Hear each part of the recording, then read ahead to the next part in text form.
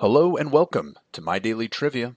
I'm your host, Danny. Today is Thursday, October 5th, and I hope that you are having a wonderful day. I hope you all are having a great Thursday.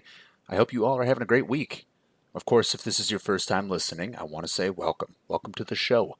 My Daily Trivia is a 10-round quiz show with no specific themes, no specific topics, and no specific categories. We do, however, have a new episode every day. That's right, every day, Monday through Friday, with each day getting progressively harder. So, of course, today is Thursday, which means that today will be relatively challenging, at least compared to yesterday, and tomorrow, Friday, will be even harder. Now, as always, if you find this episode to be a bit too challenging for your taste, well, I encourage you to listen to it anyway. In fact, I think you should listen to every day of the week. Even if you think it's hard, you still might have a good time. You still might even know the answer to some pretty challenging questions. On the other hand, if you think that today is too easy, well, why don't you tune in tomorrow on Friday, where we make it the hardest day of the week. Now, without any further delay, let's get into today's round of questions, starting off with question number 1. What is cynophobia the fear of?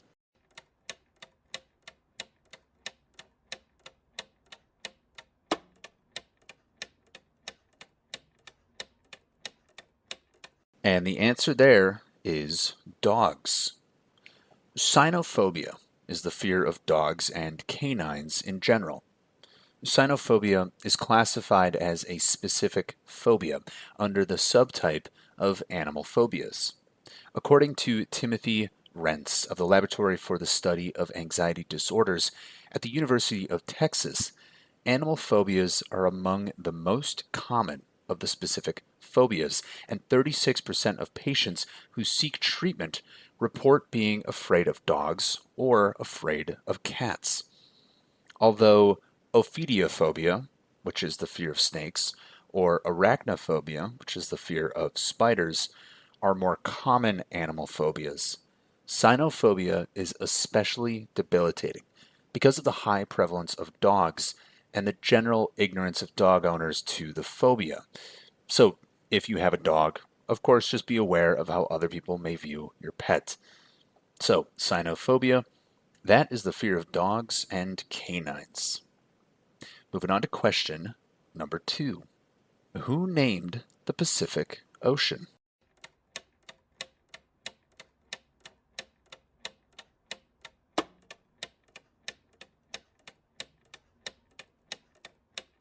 And the man that named the Pacific Ocean was Ferdinand Magellan. In the early 16th century, Spanish explorer Vasco Núñez de Balboa crossed the Isthmus of Panama in 1513 and sighted the Great Southern Sea, which he named Mar del Sur in Spanish. Afterwards, the ocean's current name was coined by Portuguese explorer Ferdinand Magellan during the Spanish circumnavigation of the world in 1521, as he and his crew encountered favorable winds on reaching the ocean. He called it Mar Pacifico, which in Spanish and Portuguese means peaceful sea. So, if you've ever been to the Pacific or if you ever visit the Pacific, just know that that is named the Peaceful Sea, named by Ferdinand Magellan. Moving on to question number 3. What is the name of the man who launched eBay back in 1995?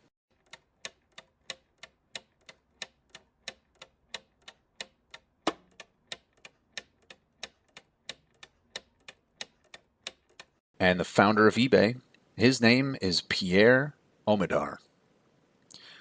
AuctionWeb, as it was originally called, was founded in California on September 3, 1995, by French-born Iranian-American computer programmer Pierre Omidyar as part of a larger personal site. The company officially changed the name of its service from AuctionWeb to eBay in September of 1997 after Echo Bay Technology Group, Omidyar's consulting firm. Now, the domain name echobay.com was already taken actually by a gold mining company, so Omidar shortened it to ebay.com. One of the first items actually sold on AuctionWeb as it was a broken laser pointer, and it actually sold for $14.83. Now, Omidar was of course astonished by this. Of course, I am too. So he actually contacted the winning bidder and asked if he understood that the laser was in fact broken. And apparently the buyer responded and explained that he's a collector of broken laser pointers. So he did indeed want that broken laser pointer for $14.83. So started from there, those humble beginnings, to what it is today, that is eBay, originally founded by Pierre Omidyar. Question number 4. Which monarch officially made Valentine's Day a holiday in 1537?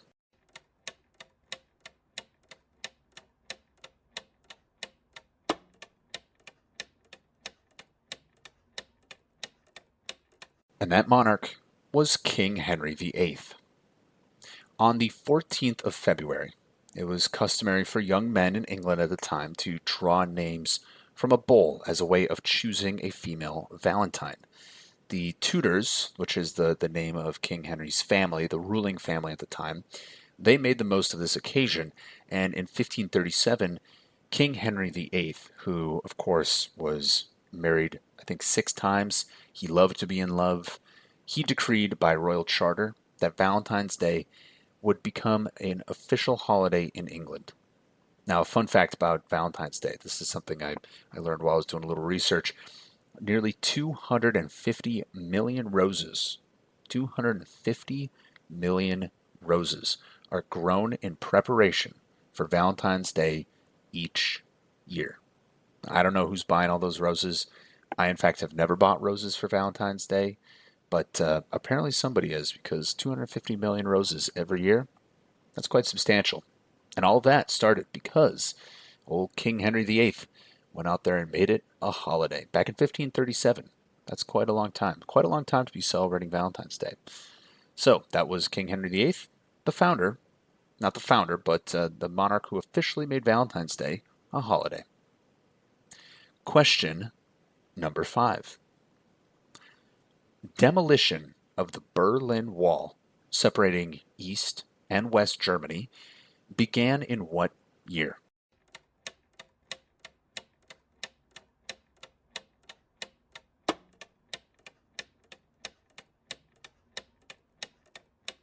And that was the year of 1989. The fall of the Berlin Wall, which in German is Mauerfall, took place on the 9th of November 1989 during the Peaceful Revolution. It was a pivotal event in world history, which marked the destruction, of course, the Berlin Wall, and the figurative Iron Curtain. It was one of the series of events that started the fall of communism in Central and Eastern Europe, preceded by the Solidarity movement in Poland. The fall of the inner German border took place shortly thereafterwards. An end to the Cold War was declared at the Malta summit 3 weeks later, and the German reunification took place in October the following year. So, 1 year prior to that reunification, in 1989, that is the year that the Berlin Wall officially fell. Moving on to question number 6.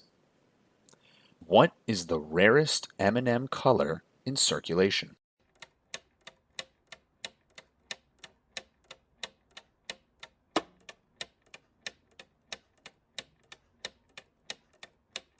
And that color is brown. Statistician Rick Wilkin, he wanted to find out which of the colors of M&M was the rarest. He worked for the SAS Institute, which apparently had a partnership with M&M, and was able to get access to some numbers. And he decided to do a statistical study on M&M colors.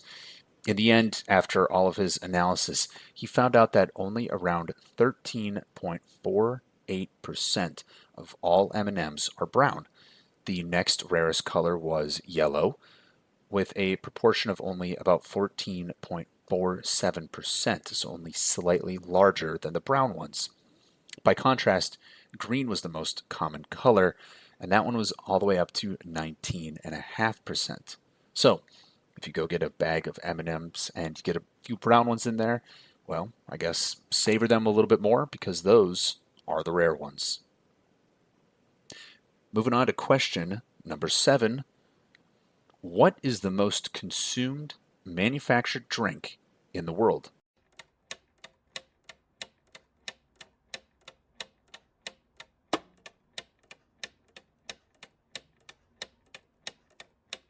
And that drink, the one that people turn to the most, is tea. Tea is the most popular manufactured drink consumed in the world, equaling all others, including coffee, soft drinks, and alcohol combined. Most tea consumed outside of East Asia is produced on large plantations in the hilly regions of India and Sri Lanka and is destined to be sold to large businesses. Now, Turkey, with 2.5 kilograms of tea consumed per person per year, which, by the way, that's about 5 pounds of tea, Turkey is the world's greatest per capita consumer of tea. But of course, everyone in the world, many people, many cultures, many countries drink tea, making it the most popular manufactured drink consumed in the world. Question number 8. What TV series showed the first interracial kiss on American network television?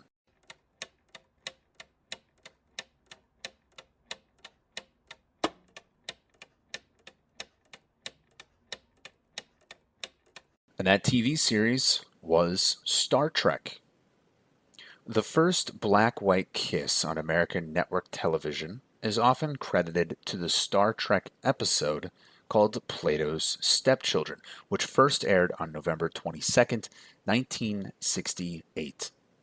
In this episode, Captain Kirk of the Enterprise starship, his first officer, Mr. Spock, and Chief Medical Officer, Dr. McCoy, are beamed down to a planet that had sent a distress call. Now, the people who live on this planet are called the Platonians, and the Platonians then used their telekinetic powers to force Captain Kirk, who was played by, of course, the great William Shatner, and he's a white actor. They used their telekinetic powers to force Captain Kirk to kiss Lieutenant Uhura, who was played by Nichelle Nichols, a black actress. Now, of course, this caused a bit of an uproar in some parts of the country, but at the time it was quite revolutionary. I just find it interesting. There's something about the fact that within the storyline, they were forced to kiss. You know what I'm saying? Like it wasn't an agreed upon thing. Anyway, maybe I'm looking too far into it. The point is that took place in 1968. And it took place on Star Trek. Moving on to question number 9. Which is the only American football team to go a whole season undefeated, including the Super Bowl?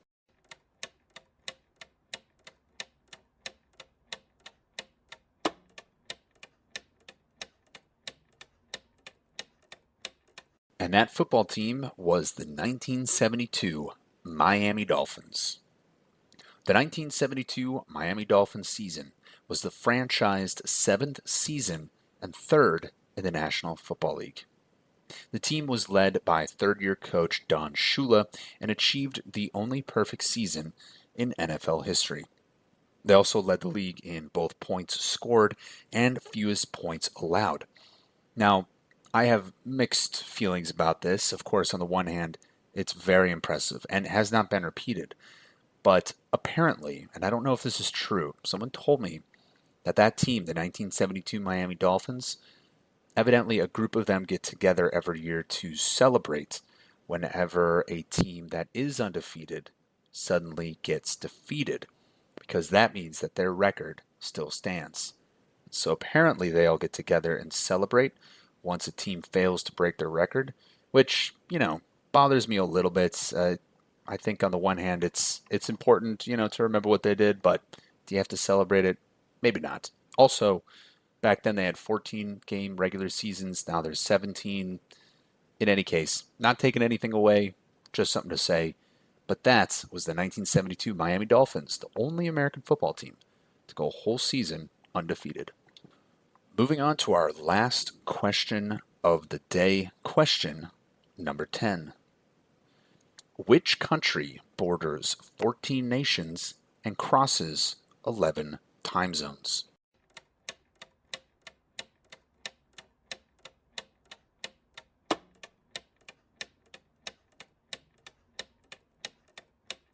And the answer there, it is the biggest country in the world. It is Russia. Russia, or the Russian Federation, is a country spanning Eastern Europe and Northern Asia.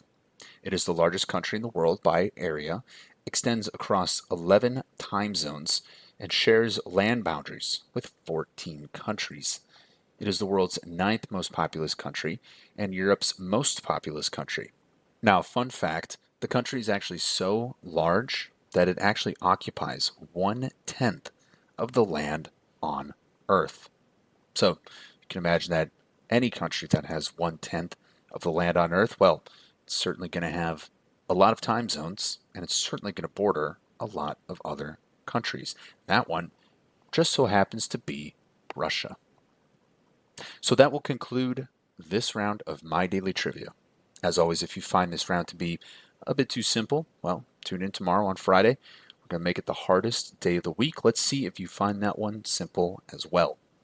As always, if you find this episode to be a bit too challenging, if you found it kind of hard, I think you should listen tomorrow anyway. We're still going to have fun. You're still going to learn something new. As always, we want to thank you for listening to My Daily Trivia. I'm your host, Danny, and I will see all of you tomorrow.